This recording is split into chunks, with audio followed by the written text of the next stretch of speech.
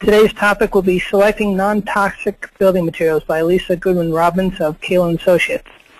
Lisa has been writing specifications for over 17 years and is employed by Kaelin Associates, an independent specifications consulting firm in Boston area. She is a registered architect, CSI certified construction specifier, and lead accredited professional. Working on a wide variety of project types, she supports other architects, both designers and project managers, in their efforts to be green, to solve problems, and to get their projects built. She helps to develop and maintain Kaelin Associates' sustainability design specifications, lead documentation requirements, and master specification systems. She will cover the growing movement towards nutrition labels for building products in an easy-to-understand format. This session will also segue into next month's presentation on 8 PDs, Health Product Declarations, by Tom Lent from Healthy Building Networks, and we hope you can join that as well. Lisa will now take the floor. Thank you, Richard, and thank you, Matthew, for helping me get started today. Thank you, everyone, for coming to listen in today. Once upon a time, my boss, Mark Kaelin, had a meeting, and a lot of our stories in the office start with Mark had a meeting. But once upon a time, in January 2011, Mark had a meeting with the director of facilities at a large healthcare company. So this director of facilities, as part of his ongoing effort towards environmentally responsible operations, he wanted us to help evaluate if their various hospital properties were using the most healthy interior building products available.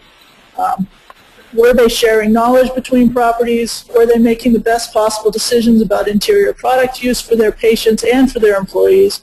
Could better choices reduce infection rates and improve healthcare outcomes? Could improved coordination save money? These are the kind of questions he was looking to answer when he talked to Mark the first time. So while we waited for information to arrive from their various facilities people at different hospitals, I started doing some preliminary research about best practices using our most recent hospital project, which was for this client, as a starting point. And I just love doing research. We're in a very deadline-oriented profession, and when I get a chance to just take a break and do research, it really makes me happy. As I started sorting through information about toxic chemicals in the healthcare environment, I thought this would make a great presentation to share with my colleagues and clients at Build Boston. So I did that last November 2011, and here I am today making a repeat appearance via webinar to you. This is CSI Sustainability Practice Group. While I'm not a professional speaker and I'm more than a little bit nervous today, I hope that today's presentation will be informative and interesting to you as well. There's so much information that's available and readily accessible on the internet, it's hard to even know where to begin sometimes. I know most of us realize that toxic chemicals in the environment are a problem, but it's so hard to know where to start and how to apply it. Sometimes being able to do something very specific helps us to expand and make. So this is what I've learned about toxic chemicals in our building products and how we can apply this information to our projects today, not just our hospital projects, but all our projects. This isn't really a new topic to any of us listening today. LEED and school chip specifications are business as usual. Even our non-LEED projects today require low VOC adhesives, sealants, and paints, bio-based materials, recycled content, as well as more environmentally responsible procedures, including things like construction waste management and even construction indoor air quality management, especially for our renovations work. Where, as a society and our governments have learned about illnesses, cancers, and deaths from medium to high levels of prolonged exposure to toxins, using lead and asbestos as examples, we haven't really got to the next step, which will be acknowledging the long-term effects of low-level chemical exposure on humans and the environment. That science is often called biological toxicology, and I think that's the next thing that we're going to be coming up against with building products. So today there seem to be so many different groups promoting their own list of banned chemicals. I thought it would be great if I could give you a shorter shopping list, something like Lisa's list, that would help you promote your best practices and decide where to focus your energies. So here we go. Most of us didn't go to architecture school thinking we were going to make people sick. So I was thinking that there should be some sort of standard for first do no harm. Let's not make our building inhabitants any worse off than they would be if they were standing outside. Mark Kalin likes to say that, and when he was in architecture school, he sort of missed that class that said pillage the environment. But where we are right now, we need a moral and ethical base to start with, and there's a wide variety of building programs out there. One of the things about biological toxicology and persistent bioaccumulative toxicants, PBTs are chemicals that are toxic and persist in the environment and bioaccumulate in food chains. It's a little bit like the new math, that 2 + 2 somehow equals 5, because the toxic substances are absorbed by organisms at a greater rate than they're lost. And that's the next step that we need to follow. So let's start with this variety of programs that we already know about. Let's start with LEED. I'm assuming everybody online today understands about LEED and is actually working with LEED for Healthcare and the current LEED 2009. We'll be seeing the LEED, well, I have LEED 2012 written down here. I don't know when we're actually going to see it. But there are some really interesting new pilot credits coming up. These two I've listed in particular, PBT source reduction and chemical avoidance in building materials, which don't expect you to eliminate toxic chemicals from everything, but do expect you to try to focus your efforts on removing it from where it may have the most impact. They have some fairly complicated credit rules right now, and we'll see how those evolve as they work their way through the pilot credit. But I think where we stand is that we would assume that, that LEED really isn't enough today. So what's the next step? So industry has stepped in. Most of you are familiar with the Perkins and Will precautionary list, where they've come up with a list of things that you should be aware of and you should be cautious about, but they're really not telling you what you should do with the list, but just that we should be thinking about these things. The Pharos Project, I'm not going to talk too much about. This is a program of the Healthy Building Network, and they're presenting next month's webinar about health product declarations.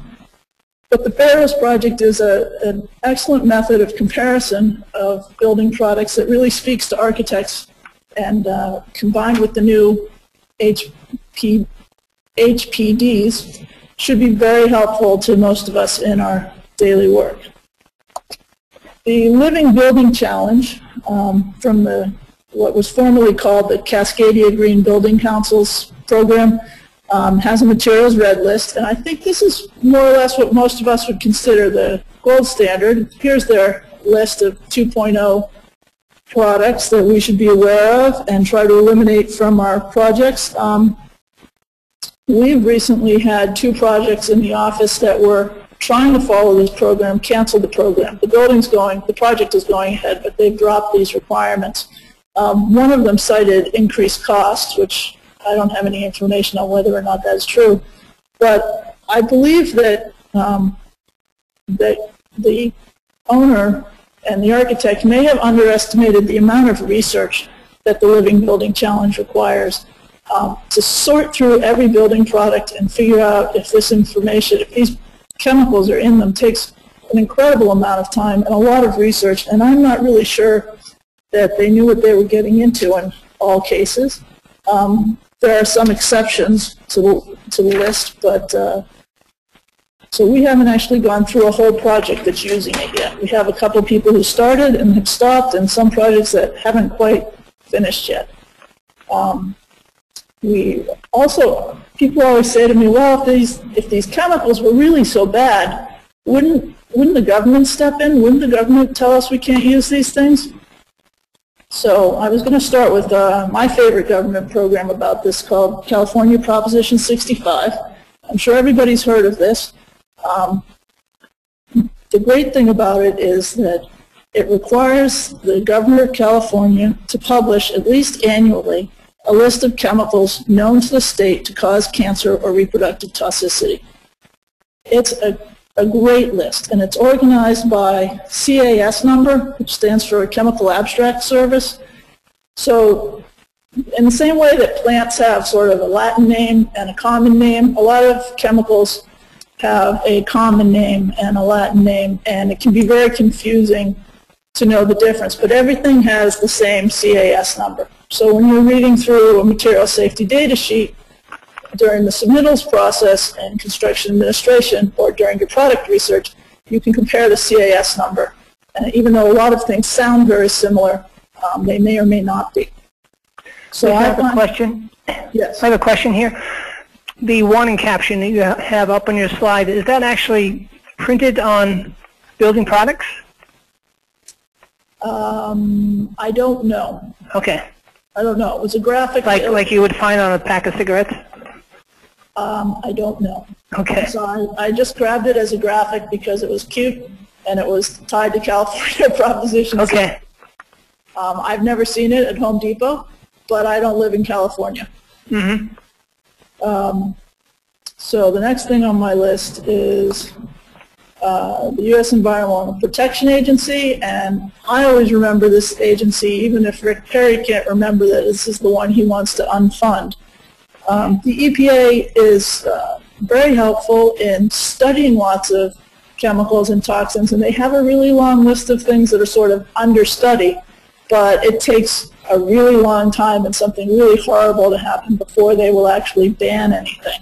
So most of the products that we're talking about today are just sort of on the watch list. You know that most American architects think that whatever they're doing in Europe must be way cooler and better and more sustainable than what we're doing here. So I looked at some of the EU restrictions. And I looked at the ROHS program and the REACH program. The ROHS program really is directed towards electronics, and it doesn't restrict chemicals in building products at all unless it's an electronic product. The REACH program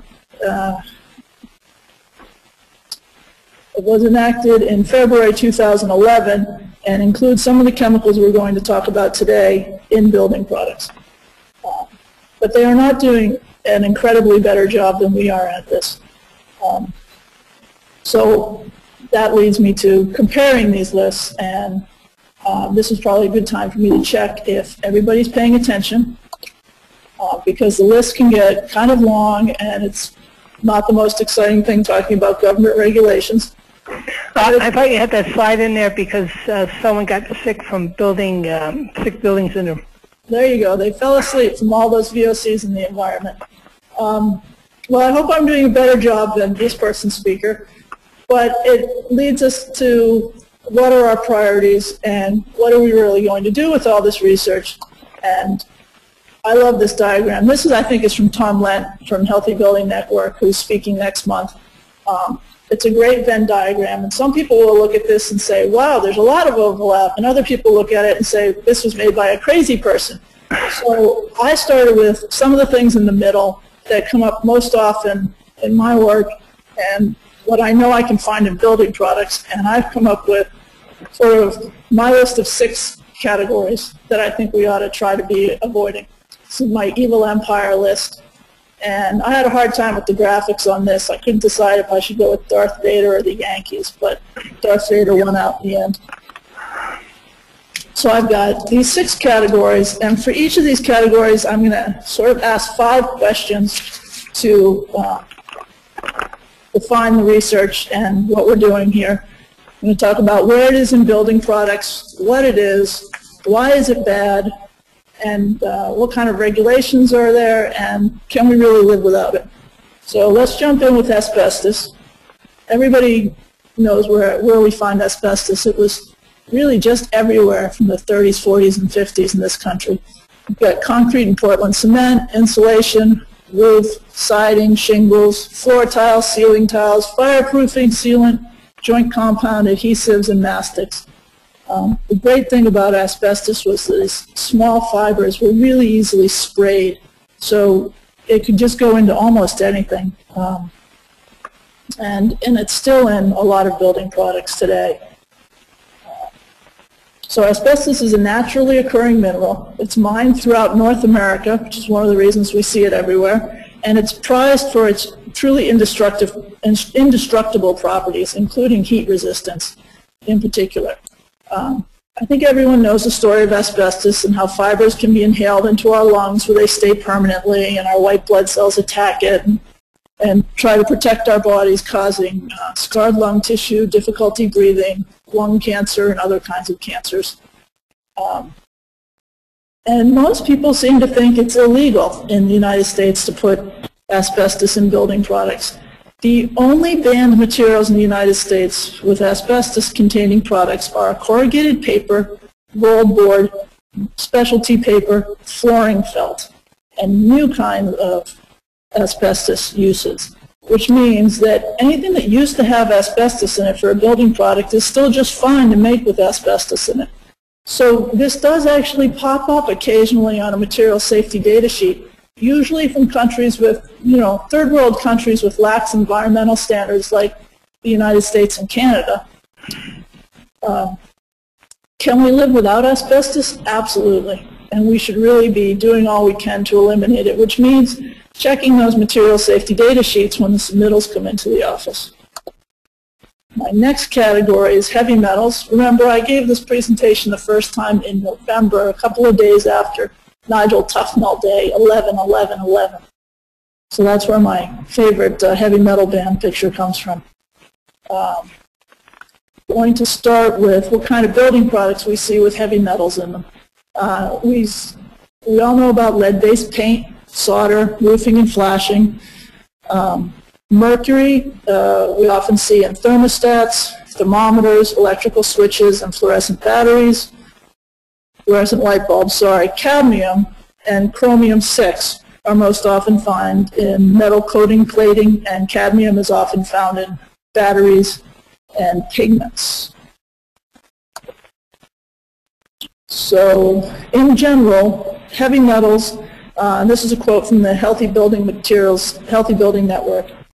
Heavy metals are a group of metallic elements extracted from mined ores that can be highly toxic in their elemental form or in compounds. These are inorganic, naturally occurring things that resist corrosion and are, by themselves, they're all natural. How can these be so bad?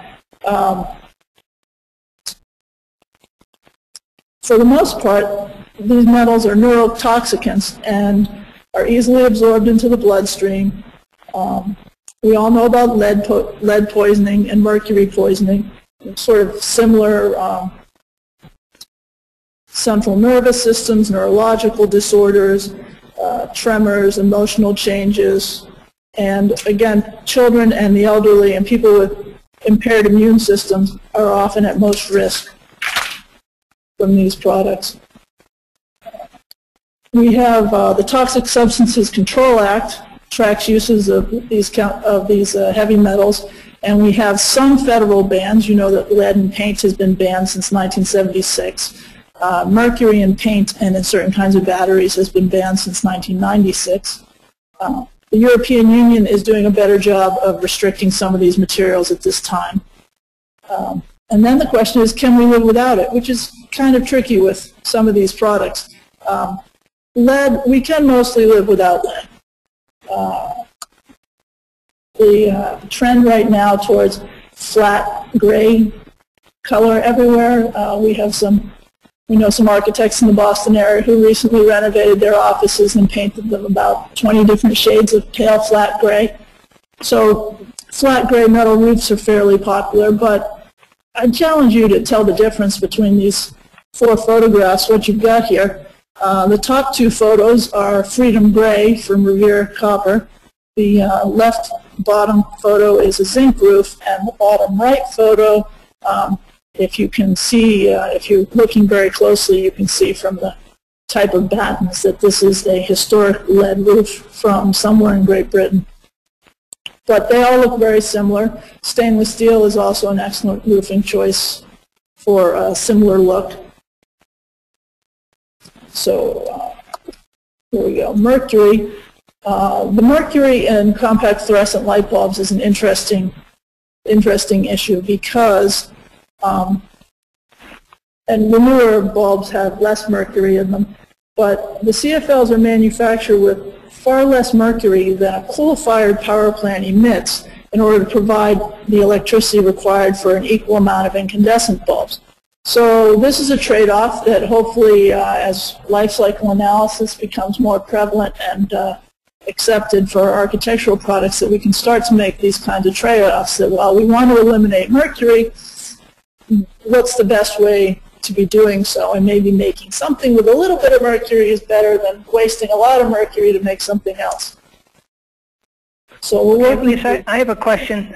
Yep. On indoor air quality. Now, how do these materials get into the indoor air? So roofing materials are obviously outside of the building envelope, and light fixtures are contained, the mercury is contained in the bulb. So unless it was broken, right. I don't think it would go out into the air. But is that true?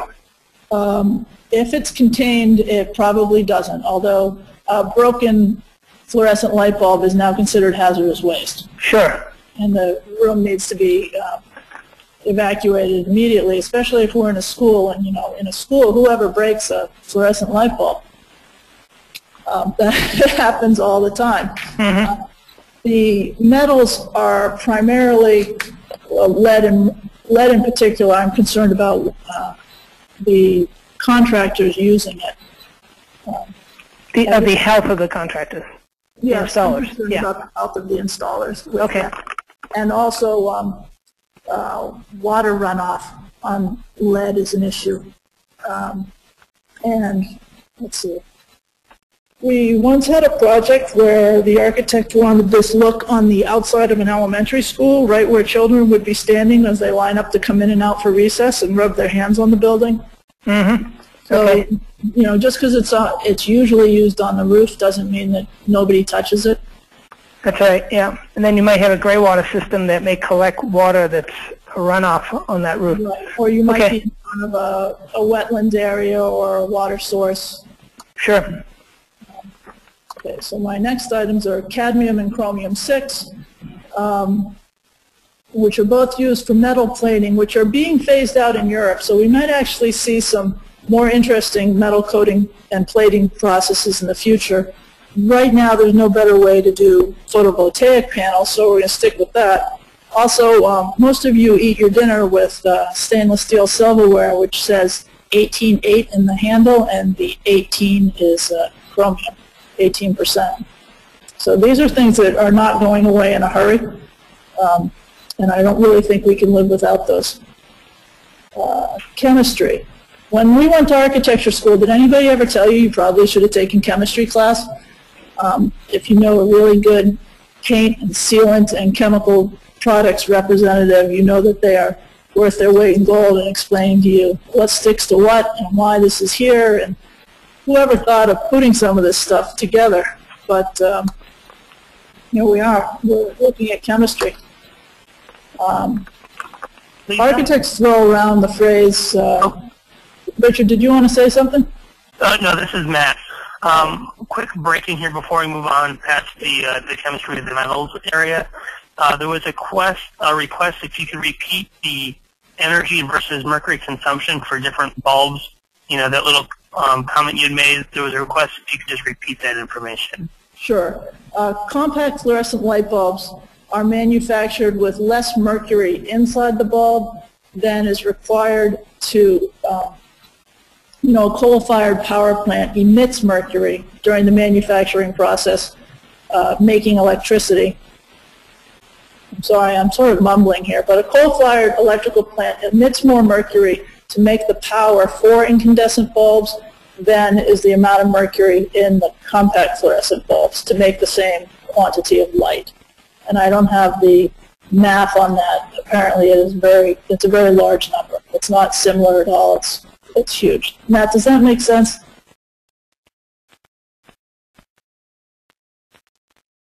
Yes, that should make sense. Thank you. Okay. I'm sorry about that. All right, so I'm going to get back to chemistry and volatile organic compounds. I find a lot of people throw around the term VOCs without really thinking about what it means. And so I wanted to just take a quick break to talk about what this really means. So volatility is indicated by a substance vapor pressure. It's the tendency of a substance to vaporize or the speed at which it vaporizes. So substances with high vapor pressure will vaporize more readily at a given temperature than substances with lower vapor temperature, which is related to off-gassing. The organic compound, organic simply means it's anything from a large class of chemical compounds whose molecules contain carbon. So if you look at the little molecular structures on my slide here, the red things are carbon. So volatile organic compounds are organic chemical compounds whose composition makes it possible for them to evaporate under normal indoor atmospheric conditions of temperature and pressure.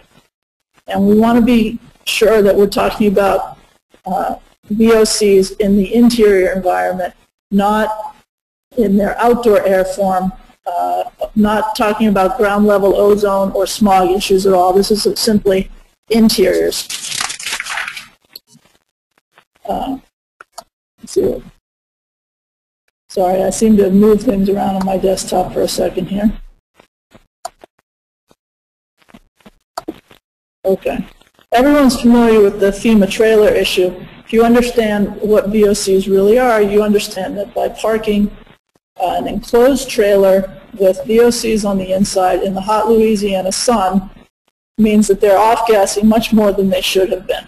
If you think about how sometimes we do a sort of a bake-off before a building opens, running the heating system to get all the VOCs to release and then flushing them out of the building. This helps you understand how the FEMA trailer thing works.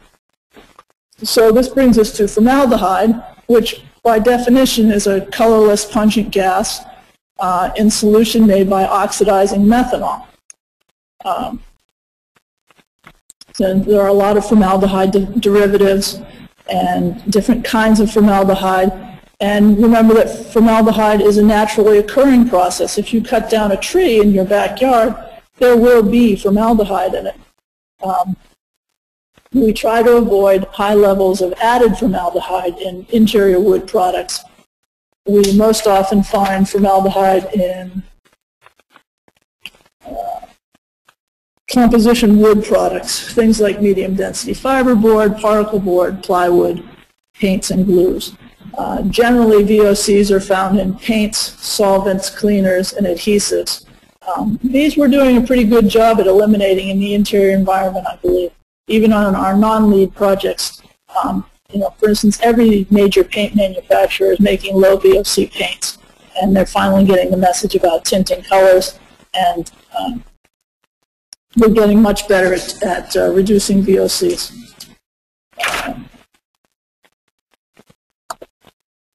Sorry, double slipping here. All right. VOCs, as a highly concentrated indoor environment, have the most common health effects are ear, nose, and throat irritation, headaches, nausea, dizziness. Some VOCs are cancer-causing. This includes things like methylene chloride, which we all know as the paint stripper 5F5, benzene, which is found in tobacco smoke and fuels, I'm going to mispronounce some of these things, not being a chemist by training, perchloroethylene, which is chemicals in dry cleaning, pesticides, phthalates, PCBs, and formaldehyde. And I think we all accept that these things are detrimental to our health, especially, again, among the elderly, children, and people with compromised immune systems. What kind of government regulations do we have about VOCs? President Obama in 2010 set some formaldehyde standards for composite wood. We really rely on things like the state and local regulations like the South Coast Air Quality Management District that we follow for LEED. We try to live without these things for interior products, and the EPA has some helpful advice on how to avoid VOCs in indoor products. Okay. I'm halfway through my list here, and I'm starting the P's. We start with PVC and phthalates plastics. PVC is a little bit like asbestos used to be in that we've got PVC in everything, and it's a shockingly long list. Piping, siding, roofing, doors, windows, flooring, carpet, wall coverings, electrical insulation, and wire sheathing. Phthalates are actually a chemical plasticizer that gets added to most plastic products, especially to PVC. PVC by itself would be extremely rigid and brittle without it. These are entirely man-made products. They are not found in nature. Lisa, in late 2012, is there a credit for no PVC products? I don't know. Yeah, I believe there was. At least I think it may be an option for one of the pilot credits. Yeah, which would be really challenging to specifiers. Yes. To find alternatives. Yes, there aren't a lot of alternatives for some things. The next version of LEED is kind of a moving target, so it's hard to say what we will actually see in the end. PVC's had, a lot of people will claim that PVC is not really bad to be in manufacturing, but the short answer for why is this bad is that the toxic manufacturing byproducts are things like dioxins, chlorides, and phthalates, which are particularly harmful to the people who are in manufacturing PVCs and live in the area surrounding the manufacturing areas. Once it's made, it's less dangerous. The phthalates, and for some reason, lead is used in PVCs. And if we have a chemist among us, maybe someone can explain that. I don't know why you need to add lead to PVC to make some things, but phthalates are also, it's called human endocrine disruptors. They interfere with hormone production, so they lead to tumors, birth defects, low testosterone, brain development issues. Their phthalates are transmitted through indoor air and dust from product off-gassing and also from direct ingestion. The one good thing about this list, including low testosterone, is that we all know that if something involves low testosterone, there's sure to be money to follow it for research. So what kind of government regulations do we have so far about it? We have voluntary bans. The Consumer Product Safety Commission, has banned phthalates from toys and baby products, and most of those manufacturers got that off the market right away, as it was the rubber ducky things that babies put in their mouths. Phthalate makes plastic things softer and chewier. There's nothing to remove phthalates from building products. And we can try to live without some PVC things. It may be easiest to remove them from sort of gratuitous interior finishes, but I don't think that PVC foundation drainage is going anywhere in a hurry. And here I have a couple of examples of the wonderful world of PVC. There are some really fantastic high-performance PVC windows out there for, especially if you're doing net zero energy houses, you've probably used some of these products, and they are so far above the other types of windows that you could put into a home from an energy performance point that may be a reason to continue using them. A lot of hospitals have tried to get away from sheet vinyl flooring in their operating rooms and have had varying success. So while we can try to limit PVC, and in some environments it's easier, including a spec office building, there are certainly other alternatives to vinyl flooring and vinyl wall base. But in some instances, it really may be the best thing right now. Vinyl is really everywhere. PBDE,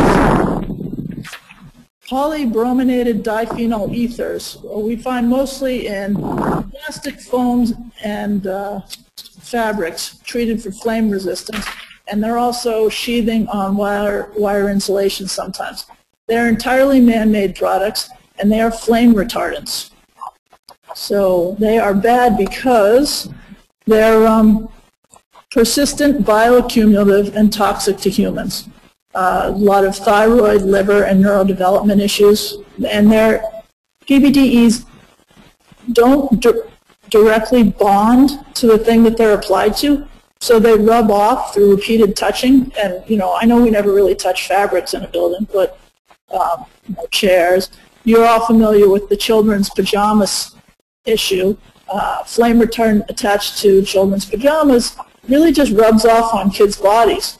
And while we do need to know that the things inside a building won't catch fire and burn down, there is a balance to take somewhere here about when we should be applying it and when we shouldn't. There are no U.S. regulations about this right now. There are some voluntary phase-out programs, but again, anything that involves banning products or making laws that would affect manufacturers are pretty much out of favor these days at the EPA. So we can live without them? We can certainly live without fire retardant pajamas for little kids. And we should look at, there are some manufacturers of fabrics that are inherently flame retardant that don't need this topical treatment. You may also wonder, like, if this rubs off, then how long does it last anyways? And is it really worth calling it a flame retardant couch if after so many people sit on it, it's not really flame retardant anymore? My last item is PCBs. And this lovely photograph is an advertisement for a manufacturer in India that actually assembles compact fluorescent bulbs with mercuries and PCBs inside it. Gets a little bit of everything in one. So PCBs are mostly found in electrical equipment. Things like fluorescent light bulbs and things that I don't know very much about as an architect, capacitors, transformers, closed electrical systems.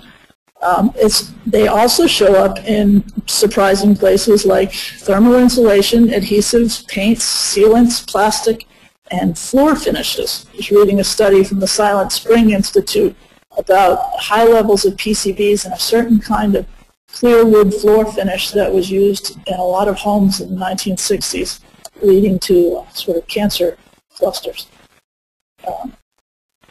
It's an entirely synthetic chemical. It's not found in nature, and it never decomposes. You are all familiar with PCB as a Superfund product. A lot of cleanup and hazardous waste. It's carcinogenic to humans. Some manufacturing was banned in 1979, but it's still in use today in these closed electrical systems. We can live without it, but we shouldn't rush to throw these systems away because we're just creating more hazardous waste. These functioning transformers should be replaced with PCB-free types at the end of their service lives. I don't think anyone is adding new PCBs in electrical products right now, but they probably are in a lot of other building product categories that we're not familiar with. So we need to be cautious about some of the products we've got. And I'm going to take a deep breath here and think if I forgot to tell you anything yet, and then I'm going to move into a summary and a conclusion. Okay, we've compared some of the more well-known healthy building programs. We've talked about very briefly about the new and evolving LEED rating systems. We've talked about how private industry has tried to develop lists that go beyond what everyone's doing today, how our public agencies are trying to protect our people, and we've talked about our moral and ethical responsibilities as architects and designers. And I've reviewed some of the more commonly discussed toxins in building materials. I've given you my list of 6 evil things, and now we need a strategic plan for how to avoid these products and how to replace the toxins in building materials with something less toxic. And at the very end, I've got a handout that I presented at Build Boston to people so they could take it away and think about these things. I've attached it at the very end here, so I'll get back to that in a minute. But this is not a design trend. This is not going away. This is like, I found some notes of mine the other day from 1994 about the sustainable design thing and where we were going with it. This is the next level of sustainable design, is to try to figure out these low levels. This could be the beginning of understanding all the neurological issues that we're seeing today. Increased Alzheimer's, increased autism spectrum disorders, ADHD, asthma. This isn't all, it's not easy to pinpoint and say this one thing, if we get rid of this one thing in a building, everyone will be healthy again. But I think this persistent toxic accumulation is causing a lot of problems. Oh, there's my handout. I'm going to give that to you in a minute. So these are my final thoughts. This is my takeaway here. We should try not to use some of these things when reasonable, less toxic, and equal products are readily accessible. As a specifications writer, I'm extremely conservative about adding new products, especially where health, safety, and welfare are issues. When we're dealing with roofing and waterproofing, this is not the place we want to be trying out new chemicals to reduce VOCs, because it's exterior, and what's really important to the building is if we're dealing with roofing and waterproofing, we need to make sure it works. One of the problems with the PBDEs is we've got flame issues on the same time. We don't want more fires because we're eliminating something else. But we do need to eliminate medium to high level prolonged exposure to toxins, things like asbestos, lead, and mercury. We should really do our best to get rid of these things. We need to learn more about the low-level chemical exposures. Again, we come back to persistent bioaccumulative toxicants.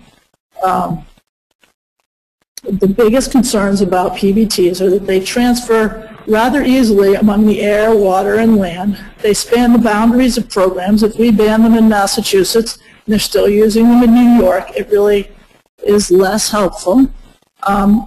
And bioaccumulation, as I mentioned briefly earlier about the new math, that things bioaccumulate like 2 + 2 = 5. If you're sensitive to one of these things and you're exposed to lots of different ones, the cumulative effect can be much higher than it should have been. But we also know that sometimes the alternative is actually more toxic or more damaging to the environment. Or what if it doesn't last? What if it needs to be replaced more often or more frequently? So as we think about what actions to take, think about when we started doing LEED and we started asking for recycled content from manufacturers, and they looked at us like we were crazy. They had no idea what it was and how to tell you what it was. And to determine whether some of these chemicals are in product may require additional testing that's outside of manufacturers' areas of expertise. If I don't really know what reverse phase liquid chromatography is, you can be sure that the window manufacturer down the street doesn't really either. And there are some unusual tests that are required to tell if these products are in your building products. There are a lot of building materials questionnaires, which hopefully the Healthy Building Network people can shed some light on that with the next presentation. Because so far, even with material safety data sheets, the law says you have to have one. The law doesn't say what it has to say. And with a lot of Division 7 products, a lot of sealants in particular, and Division 9 coatings and adhesives, a manufacturer can just write trade secret and not tell you at all what's in it, and that's perfectly legal.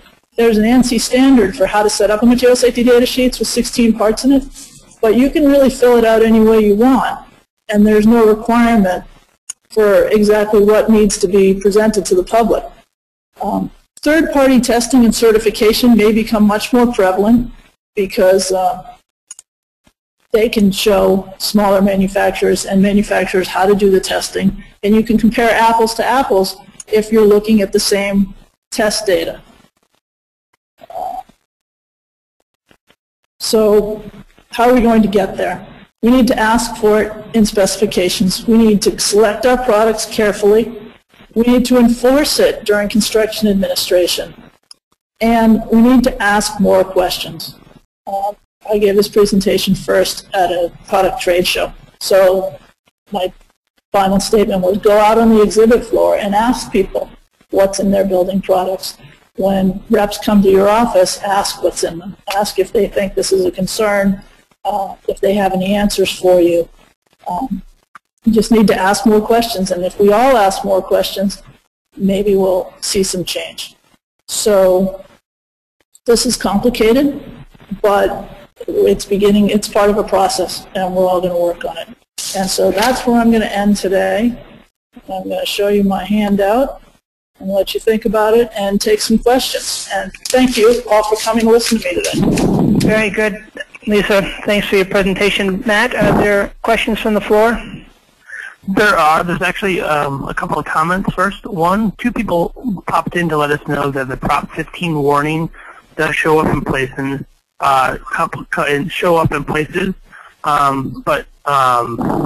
let's see here. But most commonly is seen on buildings. Think parking garages rather than specific products. Another individual said that the warning label is often, if not always, included with products. So to kind of clarify that slide from early on in the presentation, that warning label does actually exist. So keep an eye out for it, I guess, if you're in the California area. From that, then we did have response that heads up to the questions regarding the use of lead in PVC. So the answer was that lead and other heavy materials, or heavy metals actually, are used to stabilize, or used as stabilizers in PVC. So think about that, but also keep in mind that mercury is used in PVC primarily in the process of cracking, in parentheses, chlorine, during manufacturing the main ingredients for PVC rather than the finished product itself. So that kind of clears up a couple of elements for questions we had during the call. But then I actually have 3 additional questions from people for Lisa to answer here, hopefully. First one being kind of early on in the presentation being, please explain why groups of folks like the USGBC, Perkins and Will, or Pharos that have no training in toxicology, epidemiology, and hard biological sciences should be the source of the info. The level of research required to make any decision cannot be done by architects or specifiers without subjecting themselves to professional liability issues. So I don't know if you had any comments or ideas on that. I think that's a good question.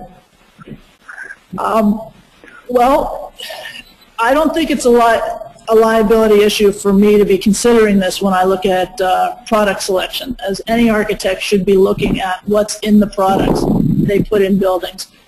Should we be best voice for what's in them? Probably not. I can tell you when I did most of my research, that I'm a trained scientist, and most of my research was done through the websites of the U.S. government, like the EPA and the California Prop 65, and I try to use primary sources whenever possible. I do know how to do a little bit of research from once upon a time when I went to college, and I'm trying not to pass on just hearsay stories, but trying to use as much hard science as I can. And you need to know that too when you go to look for, when you do your research. Do you want to take advice from people like me or from a manufacturer's group who's decided that they know what's best because they make the products, then they can keep us safe? Do you want to trust the government? Well, we do the best we can with the information we have, but putting our heads in the sand does not reduce our liability in any way. And going up from that, we have a few more questions here. Tom from the group asks, so with the manufacturing of PVC providing its greatest risk of harm, but what about the use of recycled PVC in buildings? Rather than letting PVC go to landfills, do you see a benefit in recycling, reusing PVC for new applications and products? I don't know if PVC gets recycled. One, I don't know if it gets recycled. Two, I don't know if it gets recycled in a way that isn't creating more toxins in the environment through the manufacturing process. So I'm not sure I can answer that. I do know that aluminum is like one of the great recycling success stories because you use so much less energy in the remanufacture of recycled aluminum than you do in bringing virgin aluminum to market. But I can't answer that about PVCs. Do we have a PVC manufacturer's representative in the audience who could help us with that?